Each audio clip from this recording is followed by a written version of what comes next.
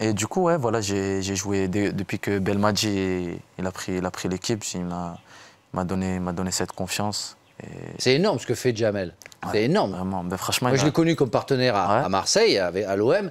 Et on sentait qu'il avait quelque chose. Il connaît le football, il le connaît très bien. Mais il fait un gros travail avec vous. Il a changé l'équipe. En fait, il sait exactement notre mentalité à tous, hein, que ce soit les joueurs, les locaux ou les binationaux, ceux qui viennent de France, qui sont en France et qui jouent en Algérie. Vraiment, il connaît notre mentalité, il sait comment nous gérer, il sait ce qu'il faut faire, ce qu'il faut dire. Tout. Et après, voilà, hein, c'est aussi un tacticien, un grand entraîneur, je pense. Il vous a apporté quoi au niveau tactique, justement? Est-ce qu'il y a un changement entre... Je crois que c'était Vaïd juste avant? Non, juste avant, c'était... Non, il y en a eu des coachs. Moi, j'ai pas fait Vaïd. C'est-à-dire, j'ai fait... D'accord. Juste avant, c'était Madjer, je crois. Ouais, c'était Madjer, okay. juste avant. Est-ce qu'il y a une grosse différence au niveau tactique? En fait, ouais, niveau tactique, c'est impressionnant, en fait. Contre chaque équipe contre qui on allait jouer, contre qui on a déjà joué, il nous disait tous les points faibles, en fait, tous les points faibles de l'équipe. Par exemple, le Sénégal, dès qu'on a joué contre eux, le premier match, il nous disait, ouais, vraiment, je crois Mané, il avait joué à, je crois qu'il avait joué à gauche. En fait, sur le côté gauche, il y avait Koulibaly, le défenseur central, et Mané. Et du coup, nous, il disait à Bounedjah, notre attaquant, en fait, faut que tu orientes Koulibaly qui fasse la passe sur le défenseur droit, et comme ça, on va le faire dégager. Et comme ça, on utilise leur côté droit, en fait. Et en fait, c'était impressionnant à quel point ça a marché, en fait. Ouais. Et but de Bounedjah, au final. Et c'est là que tu vois vraiment que... Ouais, toutes les équipes, avec toutes les équipes, par exemple, contre... Il a fait son boulot. Ouais, voilà, contre la Guinée, il y avait Diawara, leur numéro 6, lui qui joue à la Roma. À la Roma. En fait, c'était lui la clé, et il avait déjà fait Gouli, ben, tout le match, il faut que tu sois sur lui. Tout le match, vraiment. Et tout le match, il a été sur lui, ils n'ont pas pu jouer, et vraiment, c'est ça qui a fait que nous, on a joué. Il vous a apporté, et voilà, c'est des petits détails, ouais, vraiment. Est-ce que c'est cette culture qui vous a apporté en plus? Et justement, que tu parles de détails, quels sont ces petits détails en plus qui ont fait que l'esprit d'équipe et l'esprit général algérienne, de l'équipe algérienne a été très bonne pendant la Coupe du Monde. Pendant la Coupe du Monde. La Coupe d'Afrique, c'est bon. Franchement, je pense que tout ce qu'il a fait, en fait, par exemple, au stage de préparation, pas de famille. Pas de famille. On était au Qatar pendant 2 semaines, je crois. Oui, parce qu'il a joué au Qatar. Ouais, il a joué au Qatar, c'est ça. Ouais.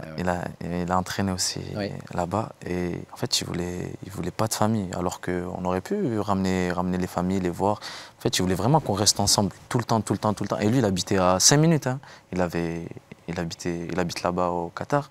Et même lui, il n'allait pas voir sa famille. Jamais, il n'allait pas voir sa famille. Et je pense que c'est ce qui a fait que vraiment... Tout le monde dans le même panier. Ouais. 3e meilleur passeur décisif de la compétition, Ismaël. Vous avez été accueilli comme des héros à Alger, où vous étiez attendu par des dizaines de milliers de personnes. Quel souvenir est-ce que vous gardez de ce moment-là et de cette ferveur qui a entouré cette équipe d'Algérie pendant toute la compétition? Franchement, on a vécu. Franchement, ce que j'ai vécu, je pensais pas que ça allait être comme ça. On arrive à Alger, il y avait des millions de personnes. Je crois qu'il disait qu'il y avait 4 millions de personnes dehors, alors qu'il n'y a que 2 millions d'habitants à Alger. C'est un peu marseillais sur les 4. Sardine qui bouge pas. 4 millions. Non, mais c'est ce qu'on m'a dit. Moi, c'est ce qu'on m'a dit. Après, je sais pas, mais franchement, ouais, c'était incroyable. Dès qu'on était dans le bus, toutes les personnes qu'il y avait. En fait, le truc, moi, qui m'a rendu... En fait, que j'ai réalisé, c'est que, en fait, les gens, déjà, je crois, on a fait 20 km, 30 km en 8 heures. De l'aéroport au palais, tu vois, où il y a le président, quoi, ouais. où il y a le président. Et je crois qu'on a mis 8 heures, parce que les gens, ils couraient derrière le bus, ils nous bloquaient. Il y avait des places où on était beaucoup bloqués. Et en fait, juste le fait, moi, que... Des fois, je regardais des supporters qui couraient derrière le bus. Je les regardais juste. En fait, le fait de croiser mon regard, on dirait que je leur avais donné, je sais pas quoi. Ils étaient heureux. Et c'est là que vraiment, j'ai commencé à réaliser que... C'est ça que tu réalises. Ah, c'est quoi? C'est juin 2019? Ouais, juillet 2019. Ouais. En plus, on est dans une situation en Algérie qui est un peu tendue. Ouais, c'est ça. Avec les manifs, tout ça, les manifestations. Ouais. Et vraiment, je pense que... Ils ont oublié, direct. Ça leur a fait du bien. Ça leur a fait du bien. Ouais, je crois que je l'avais déjà dit. J'étais content pour l'Algérie, en fait, parce que surtout ce qui se passait à ce moment-là. Voilà, je pense que ils avaient besoin de ça. C'était un petit moment de respiration. Et vous avez une relation particulière avec lui, Ismaël? Ouais, ben après moi, il me parle beaucoup. Je vois qu'en fait, c'est la première fois que je côtoie vraiment un grand joueur qui a bientôt fini sa carrière et qui a pas mal de trophées. Et en fait, je vois l'exigence qu'il a, c'est incroyable en fait. J'ai jamais vu ça, vraiment. Hein. Bon, après, des fois, il abuse un peu, mais... Pourquoi? Il abuse en quoi? C'est quoi qu'il abuse? Par exemple, je vais lui faire une passe. S'il va perdre le ballon, ça va être de ma faute. Tout le temps. Mais ça, il a une mauvaise foi extraordinaire. C'est tout le temps ça. Je vais lui faire une passe, par exemple. Je sais pas, il va avoir un joueur sur moi, je vais le dribbler. Je vais faire plus vite, il me dit. Comme ça, il me dit, mais plus vite, tout le temps, plus vite, par exemple. Tout le temps. Mais franchement, c'est... Et tu lui réponds ou pas? Tout le temps. Ouais, non, franchement... En fait, tu réponds pas, tu fais le timide. Même pas à part que ce soit Zlatan, hein. Le fait... Même pas que ce soit dans Zlatan. ta personnalité. Voilà, il a 38 ans, je le respecte en fait. Voilà, c'est dans le respect. Après, voilà, je sais que tout ce qu'il va me dire, voilà, il y a des choses à apprendre, il y a des choses à... Voilà, des fois... Exactement, mais franchement, c'est... Ouais, il fait rire aussi. Hein. Franchement, c'est... Il est taquin. Il y a un truc... Tout le temps. Des fois, je suis à l'entraînement comme ça, il me dit, mais Isma, t'étais là à l'entraînement aujourd'hui, après l'entraînement. Hein. Après l'entraînement, il me dit, mais t'étais là, tout ça, à l'entraînement.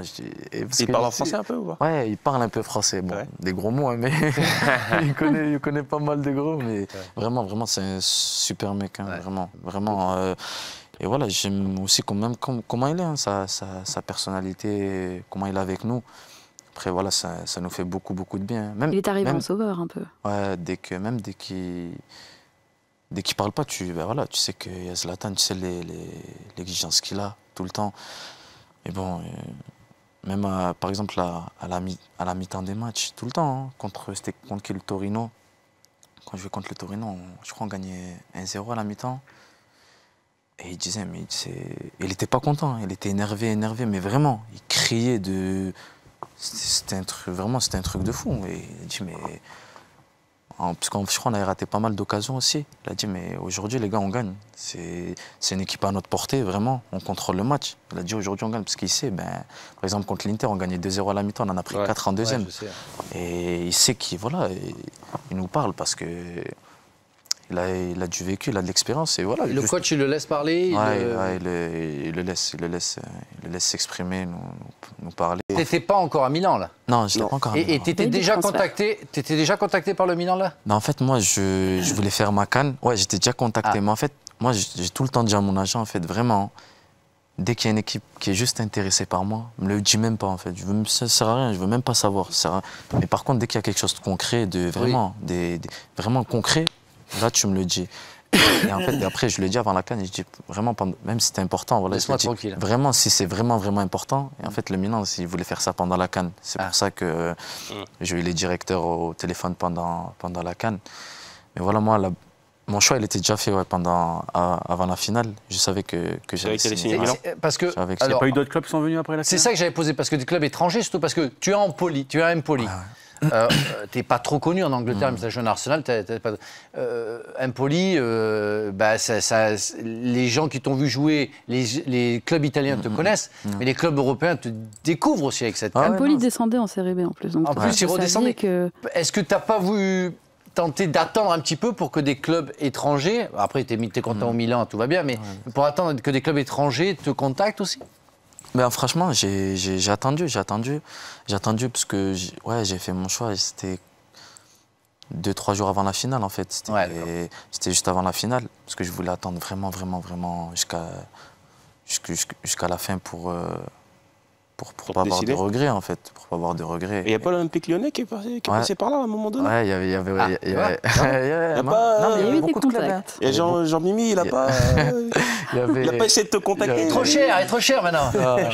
Non, si, il y avait eu des contacts. C'était du concret, ça aussi. C'était du concret et c'était un bon projet, franchement, j'ai beaucoup aimé. Après, Tu voulais rester en Italie? Forcément? Non, pas franchement, pas forcément. Pas forcément, moi, vraiment, c'est... Pourquoi c'est pas fait avec l'Olympique Lyonnais, si c'est pas indiscret? Ouais, parce qu'il y a... Voilà, ils n'avaient pas encore de coach, en fait. Ils n'avaient pas encore de coach à l'époque. Et quand mon agent les a rencontrés, j'ai rencontré aussi Florian Maurice. T'as rencontré Flo? Florian Maurice. Et voilà, il m'a dit que Isma, je peux pas te dire si voilà, nous on te veut, parce que voilà, tu as ton style de jeu. Voilà, tu as le profil. Ouais, voilà, tu as le profil pour Lyon. Et je pense que n'importe quel entraîneur, il te voudra à Lyon. N'importe quel entraîneur qui va venir. À part si demain l'entraîneur il me dit voilà, je veux un joueur de 2 mètres qui bouge pas trop, voilà, qui reste dans la défense. Mais sinon, je pense que ton profil il serait parfait. Ils doivent s'en mordre les doigts un petit peu. Et franchement, après, il y a eu Silvinho et Juninho. Et après, j'ai plus eu de nouvelles, en fait. Ok. Ouais, vraiment, depuis que... Ça s'est cassé d'un coup, comme ça. Après, d'un coup. Ils sont allés chercher Jean Lucas aussi. De toute façon, vaut mieux que ça soit le coach aussi qui t'appelle. Non, moi, en fait, pourquoi je suis allé à Milan, pourquoi je suis allé à Empoli? Parce que vraiment, moi, où je viens, en fait, c'est que le coach, les directeurs, le président, vraiment... Ils te voulaient? Ouais, voilà, me veulent. Que vous n'avez pas toujours été d'accord avec vos parents sur vos choix concernant le foot, mais concernant aussi votre vie personnelle, c'est-à-dire Ismaël? Ouais, sur pas mal de choses. Par exemple, dès que je suis allé à Empoli, vraiment, il y avait... Mais tout le monde était contre moi. Tout le monde, moi, il me disait, mais Isma, mes potes, ils me disaient, mais Isma, tu vas faire comme les joueurs qui sont partis, on va plus entendre parler. On va te retrouver en Asie. Voilà, exactement. Il me disait ça. Mon père, il me disait, mais mon père, c'est un numéro, mon père. Il me disait, mais il y a le doping là-bas, d'Italie. Il me disait, tu vas faire quoi là-bas? Ils vont te doper, tout ça. Je disais, mais non, papa, t'inquiète pas. Tout ça, vraiment. C'est bon. Et voilà, après, voilà, j'ai tout le temps fait mes choix et ils ont vu vraiment que mes choix ont été payants. Tes choix, ouais, voilà, ont été payants. Mais après, il faut faire des choix, c'est ta vie. C'est des choix risqués. Mon père a fait la gueule 2 fois aussi. Mon père, quand j'ai refusé de signer à Reims en jeune, il ne m'a pas parlé pendant 1 mois. Et quand j'ai signé à Marseille en fin de carrière, il m'a dit, mais qu'est-ce que tu fais? Mais ça va pas. Pas trop en prison.